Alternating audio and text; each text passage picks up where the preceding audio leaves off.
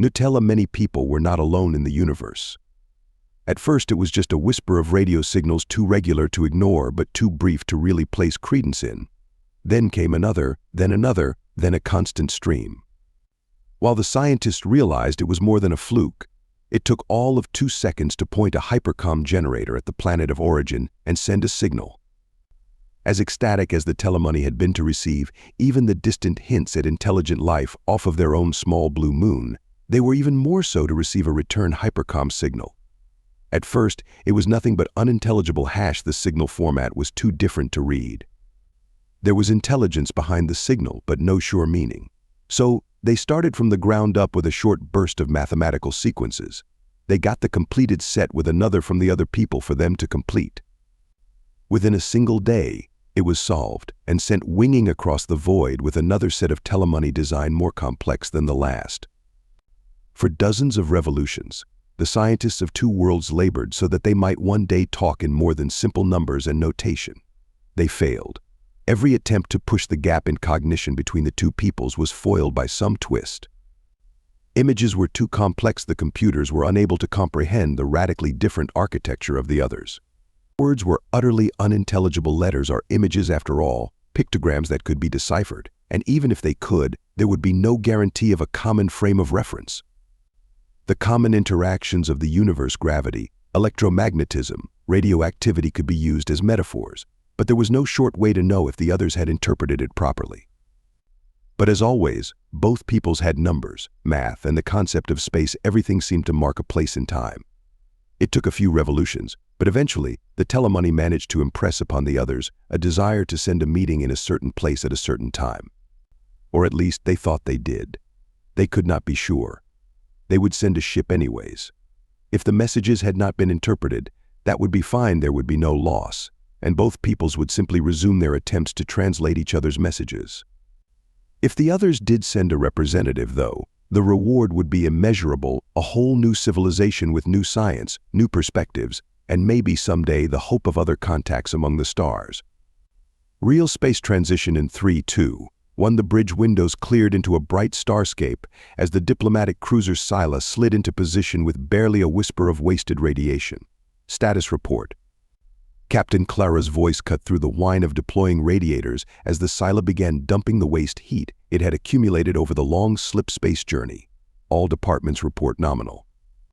The functional ship systems engineering clears for maneuvering, calls out Neck and Rare, the internal officer.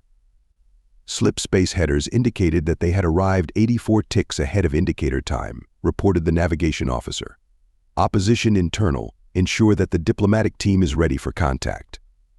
Clara's wings shuffled, and his chest feathers flushed a happy orange as he briefly contemplated being the officer presiding over the first meeting between two completely separate intelligent species. The diplomatic team reported readiness. All members accounted for. The science external officer cut off the internal officer's report with an urgent alert bearing 488 by 673, gamma radiation rays shields. Can it be an anomaly? Clara snapped, snapping himself out of his fantasies of first contact as his ship appeared to be in danger. This was no place for something like that. Scans indicated no proximate anomalies. Shields were raised.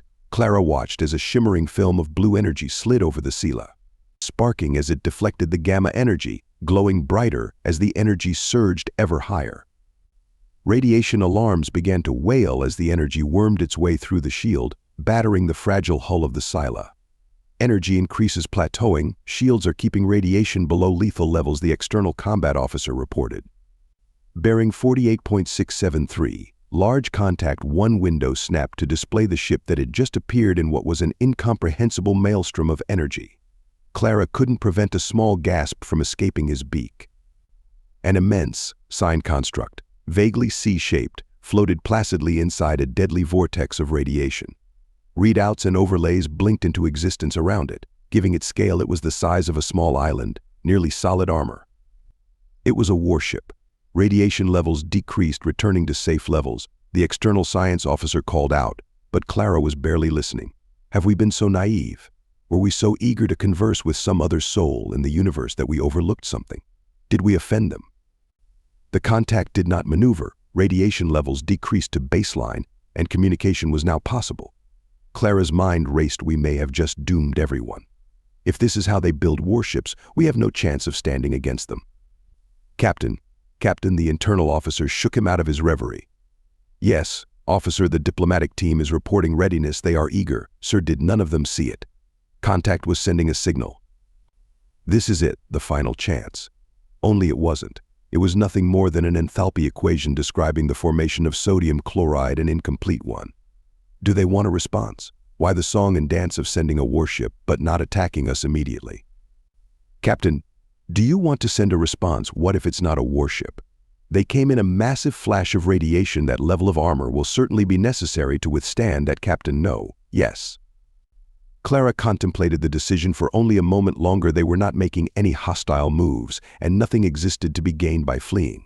Send the complete signal, contact the diplomatic team, and assure contact.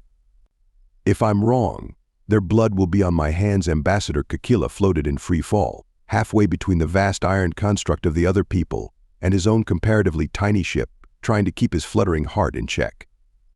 The being before him was strikingly similar to his own one head, albeit a round one. The helmet of the figure made no allowances for a beak, 2 arms ending in 5 blunt fingers, instead of his 4 clawed ones, 2 legs with similarly structured boots, no wings at all. It was dressed in a white reflective suit with some sort of sleek pack on its back, which occasionally emitted a white burst of gas to keep it centered, much the same as his own EVA pack. Hesitantly, more so it seemed, the being raised one of its arms, extending all 5 of its fingers. The pack on its back pulsed in a complicated sequence to compensate for the motion. Hesitantly, Kikila raised his own, reaching out and not quite touching. Whatever being was in the other suit seemed to come to a decision, reaching out further, but still hesitantly, as its hand hovered over his. Kikila was acutely aware of every single camera of the Sila pointed at him, acutely aware of the eyes of the Telemani people counting on him not to screw up. They didn't stop him as he finally took that last step, wrapping his own fingers around those of the other person. First contact. For real this time. The alien's hand tightened around Kikila's own, sending a brief twinge of discomfort up his arm, swiftly overridden by the irrepressible joy of finally reaching out and touching something wholly alien, something built by another civilization with his own hand. He couldn't help but look at the Leviathan hovering behind the other person. It was just so large.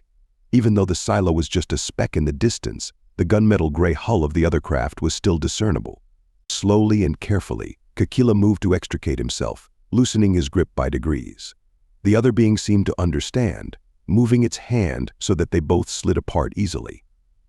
Gently, Kikila floated away, pausing only slightly as a gentle burst of gas emitted from the edges of his outstretched wings. The other being also began to maneuver, jetting away and opening up the distance so that they were no longer able to touch. In a sudden motion, the alien halted its flight and brought its hand up to a protrusion on its shoulder, yanking sharply. Kikila couldn't contain his gasp. Did they just breach their own suit? But no, there was no plume of escaping gas, no floating from a dying being. Instead, the alien simply examined the chunk of suit with the practiced efficiency of an expert, verifying the functionality of their equipment. Seeming satisfied, it did something to the side of the flat chunk of material, and one face of it lit up with swirling colors before going out completely. The being tapped the surface with one of its blunt fingers before turning the solid black screen towards Kikila, then waiting motionless. Am I supposed to see something? Is this another greeting? Kikila elected to wait, simply watching the other being. After several seconds, the being flipped the screen so that it was facing it, examining it closely. After manipulating it for several seconds more, there was the chirp of a hypercom signal incoming from the other alien. The signal was nothing special, a range of electromagnetic frequencies with a certain spectrum highlighted by boosting their amplitude in the representation. Did they want him to shine back at them? It was a bit lower than the visual spectrum, but there was nothing special about it. It was also cut off by another signal from the alien. This one was a repeat of the previous section of electromagnetism, but this time there was another system attached to it, one detailing the transformation of the light into ionic signals by some indecipherable mechanism. What? The signal from the alien simply looped light to electrical signals. Look at that. Oh. The meaning crashed down on him all at once. Of course, sight, they're telling me what spectrum of light they use to see. Why would they see the same light we do? They evolved in a completely different place. With a careful movement of his eyes, Kekila brought out the scanner and examined the glowing surface of the device. Spectrum layer split off in his heart, completely solid or no light in most spectrums, but variation in the spectrum indicated in the broadcast. With a twitch, Kekila adjusted his heart, flickering the light into the visual spectrum. Pictograms, ones that could never be translated any other way than just looking at them. Most prominently, two figures, one with an arm upraised in general proportions that exactly matched the figure in front of Kekila. They looked odd, no fur, except for a small patch on the top of its head or feathers, sharply defined muscles, and a flat face without a beak. That must be what they look like under the suit. But the alien made no additional moves, simply making an odd motion with its helmeted head before it manipulated the tablet again. When it faced Kekila again, the graphic had changed, displaying a simplified star map. The hypercom signal also shifted, cutting off mid-packet. Now it displayed astrological data. Each stream was preceded by a star on the map pulsing before a string of equations was broadcast, including luminosity, spectral lines, and temperature, among other things. One star in the center of the map pulsed.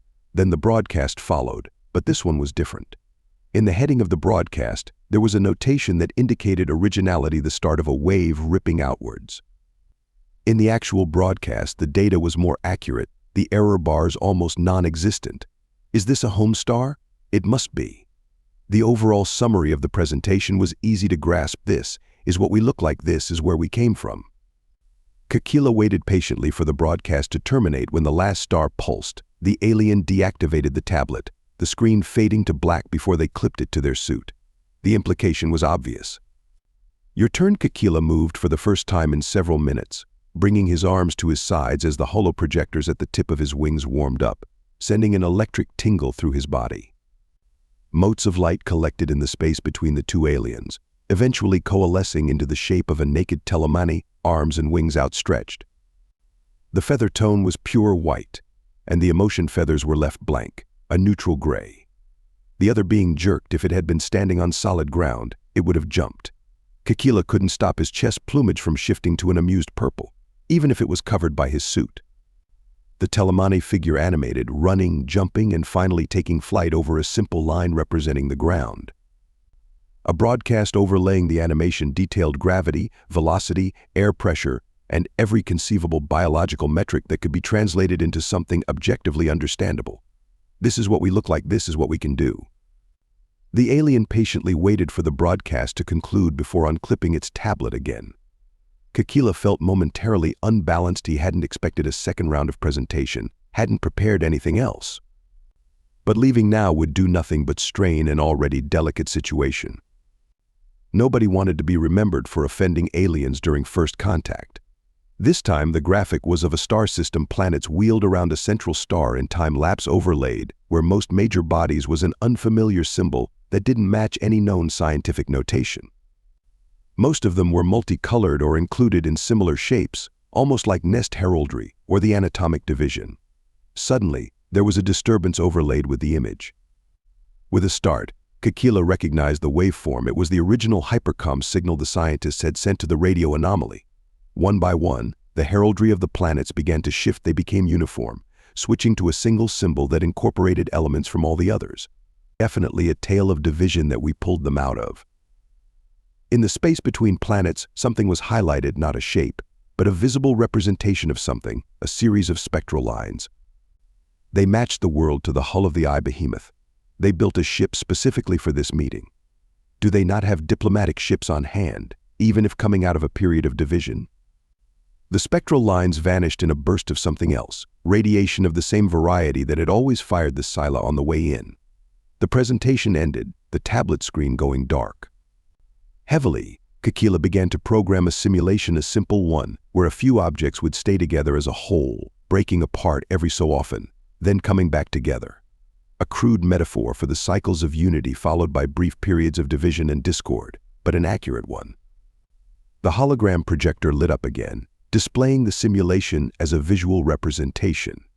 Kekila added overlays to the objects. When together as a whole, he represented them with the combined symbol at the end of the alien simulation. When they flew apart, the overlays were replaced with a random selection of the displayed heraldry. In a final touch, he added a request at the end, or a time variable before the simulation looped. How long was your time of division? The alien regarded the simulation for a moment.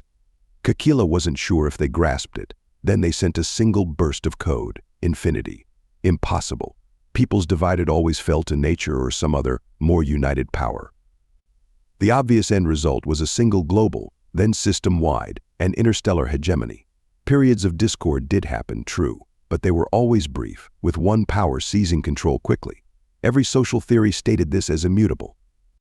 To have a race whose entire history was a single point of division would be impossible. They would have either united or been driven extinct. For a moment, Kakila's mind raced down this pathway of thought before he came to another realization. They must have had plenty of opportunities to unite before they always refused. If their species is old enough to reach space, this instinct must be a biological imperative, so overwhelming, so intrinsic to their nature that they could not break with thousands of years of tradition, precedence, and experience. But this was different. The chance to meet someone else. The chance to meet new friends. The chance to meet us. If you enjoyed this story and want to support us, please leave a like and subscribe to our channel. For every comment that says we will heart every single one of them. Thank you for your time.